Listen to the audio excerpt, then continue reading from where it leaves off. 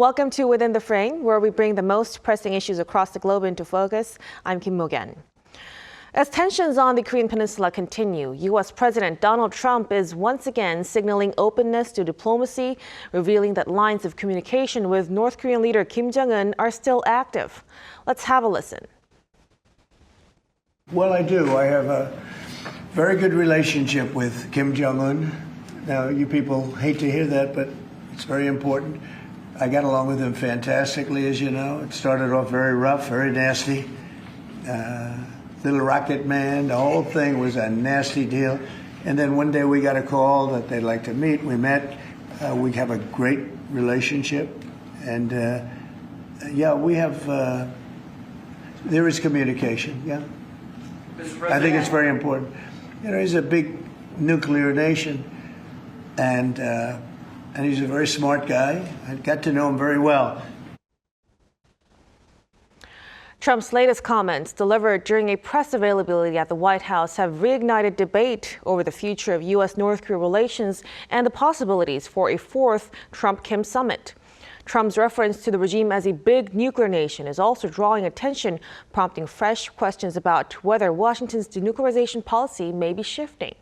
For a deeper discussion on this, we invite our go-to North Korea expert, Dr. Kim Mok-yeon, Senior Research Fellow at the Institute of National Security Strategy. Welcome to the studio. Thanks for having me. And also joining us online is Frank Januzzi, President and CEO of the Marine and Mike Mansfield Foundation. Great to have you. Nice to be back with you, Ms. Kim.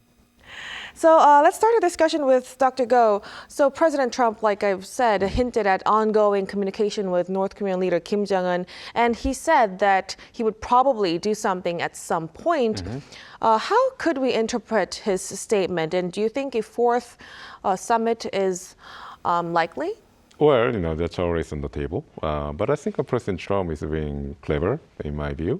We know that despite all these friendly expressions from President Trump, as well as sometimes, there's a lack of friendly reaction from North Korea, but nonetheless, North Koreans are withholding criticism of President Trump, at least for now. So there's some warmth to this relationship for sure. But I think that President Trump is making all these vague claims of good relations, as well as hinting at perhaps recognizing North Korea as a nuclear state with the use of the expression big nuclear power. Because I think President Trump is fully aware that in reality, there's a huge gap between the negotiation position of the two sides. United States, especially, despite what President Trump has said to the media, on paper, is still, in fact, committed to North Korea's denuclearization, and that has been reaffirmed in the last U.S.-Japan summit between President Trump and Prime Minister Ishiba. So clearly, the U.S. government's policy is North Korea's denuclearization, which is very much opposed by North Korea. North Korea is claiming that, given its rapid progress in nuclear capability buildup, they is claiming that now it's a bona fide nuclear power, and if there's going to be any dialogue between Pyongyang and Washington, it should be about North Korea being accepted as a nuclear state. So, because as you can see, there's a huge gap between the two. But I think President Trump personally is interested in managing this situation, and he understands that if you want to have a dialogue, despite the fact that there's a huge gap in the initial negotiation position, then you have to be nice to the other side. So even though that creates, on one hand, this speculation and concern, maybe that the United States government has changed its policy towards North Korea. Maybe the United States is now ready to accept North Korea as a nuclear state. But I think the upside is that a dialogue with North Korea is also possible. So I think President Trump is playing this kind of a game right now with Kim Jong-un. If Kim Jong-un commits to dialogue with the United States, I guess that could be an opportunity for at least two sides to discuss denuclearization. So in that sense, I think we should give President Trump benefit of doubt, in my view. Right, so it's part of his strategy dealing with North Korea. Let me also ask this question to Mr. Januzzi. Trump has referred to Kim Jong-un as a smart guy and North Korea as a big nuclear nation as well. What kind of implications could this rhetoric have for future denuclearization talks and international perceptions of North Korea's nuclear status? Well, I largely agree with Dr. Go. The fact is that there cannot be any negotiations with North Korea until you actually establish those communication channels. And despite what the president said in the Oval Office, to the best of my knowledge, there is no communication currently. But really, we need to look at President Trump's statement as the opening overture. There is some flattery there of Kim Jong-un. There is some clear effort to remind Kim Jong-un that the two leaders did come close to an agreement in Hanoi, and that President Trump remains interested in dialogue if North Korea is interested. I think that the silence from Pyongyang so far in response to President Trump's comments is a very positive sign. It means that they are studying his words and they are considering, or at least thinking about, re-engaging with the Trump administration. Remember that for 4 years under President Biden, there was essentially zero communication, and every overture by the Biden administration was quickly rebuffed and turned down by the North Koreans. So the silence here is promising. I think the real question will be whether the President, Trump, is capable of sustaining an initiative, as he did in his first term, to try to reach out to North Korea. President Biden is sometimes criticized for adopting Obama's strategic patience approach. I think no one would really accuse President Trump of being strategic or patient, but he is clearly interested in dialogue. And North Korea, through their silence, is communicating that they themselves may be willing to re-engage. But the circumstances today are so different than they were in 2018 that it may require a different approach. Right, so we'll really have to see how the regime responds to this. But mentioning about the big nuclear nation and nuclear power title by the Trump 2.0 administration, Dr. Go, could you clarify for us how North Korea is officially viewed in terms of NPT framework and what strategic messaging is is Trump playing in use of such phrases? Oh, exactly. So, I mean, the expressions such as a big nuclear power, in fact, doesn't really have a legal significance or even like a political significance per se. It's actually a nice phrasing in a way. But then within the context of a nuclear proliferation, the reference that the President Trump is making, insinuating that North Korea is a nuclear state, is very serious. Because right now, when it comes to international security, the most important concern is nuclear proliferation. And that has been the case for decades. So the international community has established essentially a security framework called the Non-Proliferation Treaty in 1970. So the objective of the NPT is to limit nuclear proliferation among states. So the many states around the world, they essentially signed up with the NPT. They committed to not to develop nuclear weapons, except for the original 5 nuclear powers which have tested and completed their nuclear development before 1970 when the NPT was signed. So these are they also happen to be the permanent members of the Security Council. So these countries are United States, Russia, China, United Kingdom, and France. And other countries have committed not to develop nuclear weapons. And North Korea, in fact, was part of the NPT. And then, so any country that has actually a country that has nuclear weapons is called nuclear state. And nuclear state has, in fact, a very strict meaning, because a nuclear state is a state that actually is recognized by the NPT as a country that legitimately has the right to have nuclear weapons. These are the P5s. So but also there are countries that have nuclear weapons outside of the NPT regime, and these are the unofficial nuclear states, and they happen to be India, Pakistan, and Israel. And even though they developed their nuclear capability, quote unquote, illegally, but their nuclear status has been accepted as fact now. So they are called de facto nuclear states. So then what is North Korea? North Korea essentially is in the gray zone. Clearly, North Korea has nuclear capability, but then they don't have the right to develop or possess nuclear weapons. And this is the reason why they are under sanctions right now. So when the United States government, and especially President Trump, making, essentially using expressions such as North Korea is now a big nuclear nation. So there's a clearly reference to a nuclear state, but it's not quite there yet. So that's why, as Mr. Januzzi and I said before, we think that President Trump is not using the expression big nuclear nation as a way to recognize North Korea as a nuclear state, but more like an overture for dialogue. But at the same time, it actually creates concern that maybe North Korea could be accepted as a nuclear state or de facto nuclear state, like the three nations that have nuclear weapons outside of the NPT regime. Right, especially it's coming from U.S. President Donald Trump, Exactly. That's why.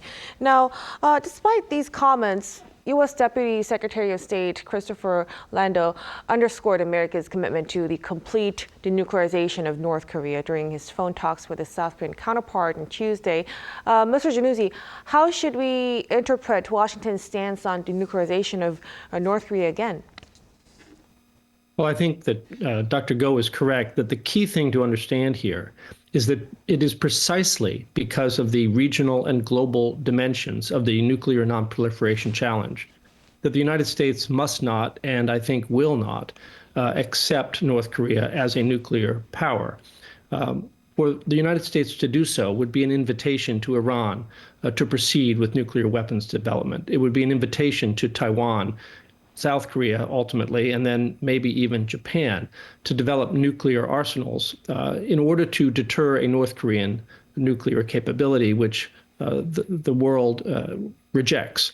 So the president's words are essentially, on the one hand, recognizing the reality that for the last 19 years, we've been living with a nuclear-armed North Korea.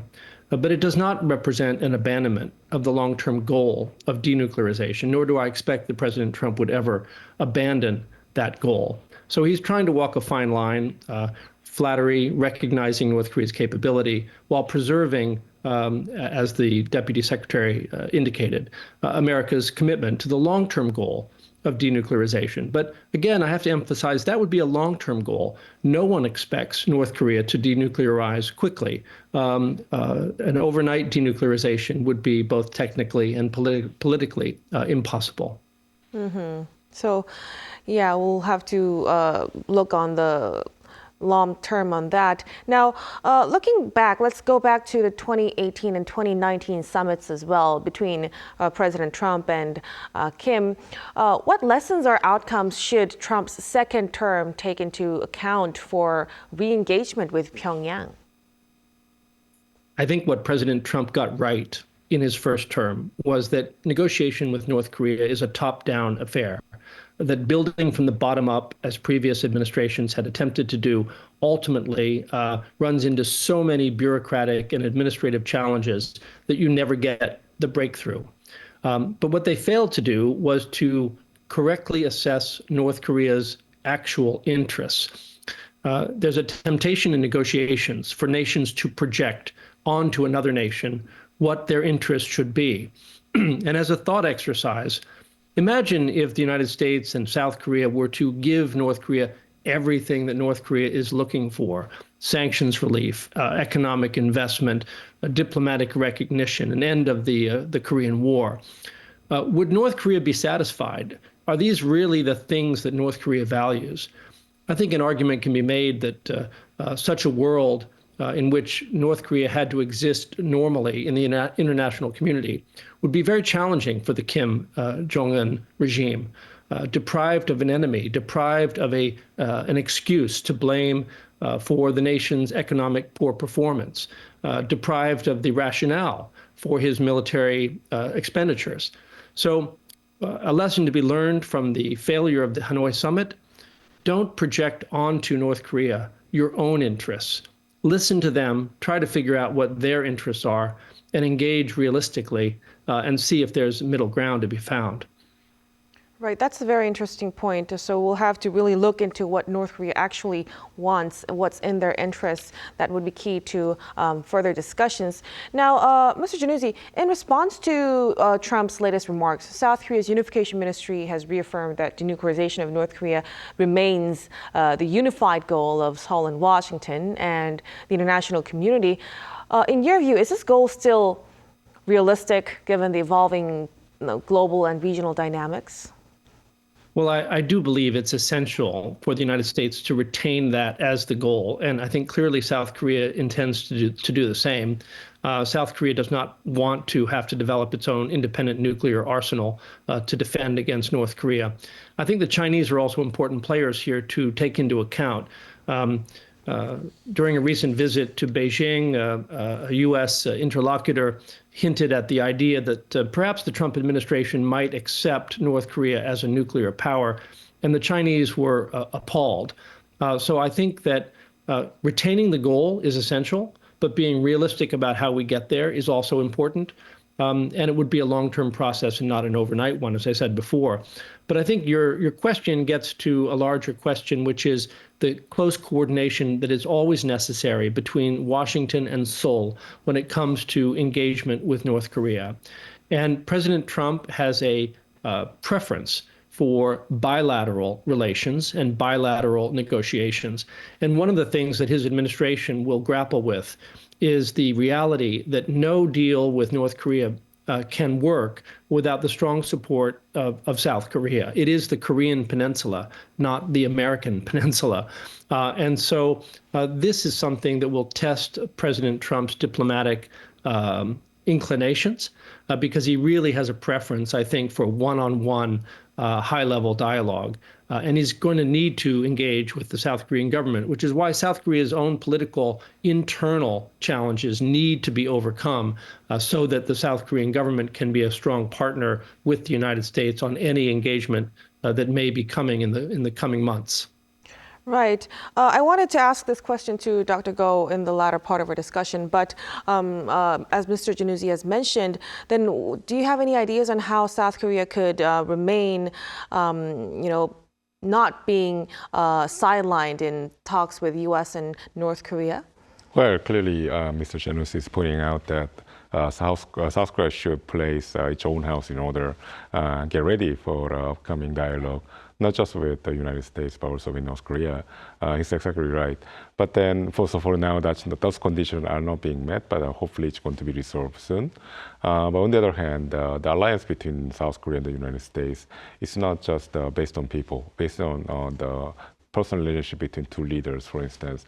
It has been institutionalized for decades. So there are high-level discussions at the working level, but also what's very important is the meal-to-meal communication and coordination between the South Korean military and the United States military. That's why we have the Combined Forces Command and also as the Indo-Pacific Command. So this level of dialogue and coordination that have already taken place and taking place right now guarantees that, I mean, in a way, at least South Korea is going to have an ear when it comes to the policy decision that's being made in Washington, as well as the potential dialogue between Pyongyang and Washington. So, well, I think that, in fact, mitigates some of the concerns that we have about South Korea being potentially sidelined in the dialogue that President Trump is pursuing with Kim Jong-un.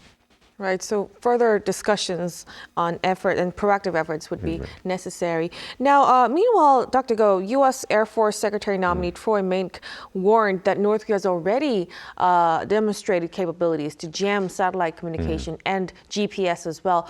How credible do you think is North Korea's counter-space capacity, and what are its implications for security? So, the Secretary nominee has pointed out, clearly North Korea possesses some counter-space capabilities. They are able to jam communication, and that's worrisome, and also GPS signals. But then I think that they haven't reached the level that the counter-space capability that United States and China and Russia possess, which is using direct kinetic means to go after the satellites themselves in space. North Korea hasn't reached that level, but then they clearly have some electronic warfare capabilities. But at the same time, we shouldn't be rested sure for the fact that North Korea doesn't have that capability yet. They might acquire that capability very soon, especially because the suspicions of Russian assistance in this domain. Russia has assisted North Korea in perfecting its rocket launch technology and know-how. We know this because North Korea has finally succeeded in launching an military spy satellite with Russia's help. So it's likely that the Russia's help extends to other parts of counter-space capability. If indeed that's the case, it's really a major threat to South Korea and the United States joint defense posture, because much of the communication now takes place in space through the satellite networks, as well as the most important means to predict and preempt North Korea's threats to South Korea and Japan, which are the ISR capabilities, intelligence and surveillance and reconnaissance capabilities. They're all based in space, or mostly based in space. So in that sense, I think we should be prepared for North Korea eventually acquiring this counter-space capability with Russia's help, probably. Right, so it's not yet as competitive, but it's still concerning. Yep. Now, then, Mr. Januzi, to what extent do you think are North Korea's cyber operations integrated into its broader military strategy, or used as asymmetric tools to fund its weapons of mass destruction programs? Well, as your question suggests, I would view the North Korean cyber capabilities mostly as a revenue-generating arm of the North Korean government. Of course, there are concerning military dimensions to the problem as well. The United States and South Korea and Japan all need to improve their cyber defenses, because if there were to be a crisis, North Korea's efforts to penetrate our communication systems, to disrupt our ability to defend ourselves using the most advanced technologies, surely they would have a cyber dimension to that threat. But cyber is sort of the modern mafia world. In the past, it used to be gambling and liquor. Now it's cyber crime. And North Korea is expected to generate hundreds of millions of dollars of revenue from cyber crimes. And these monies do flow directly into the regime, into their military capabilities, and are used by the government to fund important ventures, including their work in space and advanced weapon systems, as well as more conventional weapon systems such as drones. So North Korea's cyber activity represents North Korea understanding that the modern mafia, if you will, doesn't do smuggled cigarettes, liquor, and gambling. The modern mafia operates in the cyber realm and is pillaging the international community, robbing hundreds of millions of dollars from cryptocurrencies and through various internet schemes in order to generate revenue for what is a government that is very in short supply of legitimate means to generate the money that they need to support their weapons infrastructure. Right. So by calling it a modern mafia, you really, we could actually feel how concerning the situation is. So we'll really have to exert a lot of efforts globally to handle this problem. But we'll have to leave our discussion right here, gentlemen. Thank you so much for your insights tonight, Dr. Go. Oh, it's my pleasure. And Mr. Januzi, we appreciate it so much. 감사합니다. 감사합니다. Thank you very much. And that'll be all from us on Within the Frame. Be sure to tune in again next time as we continue to explore the stories that matter. Until then, stay informed and engaged.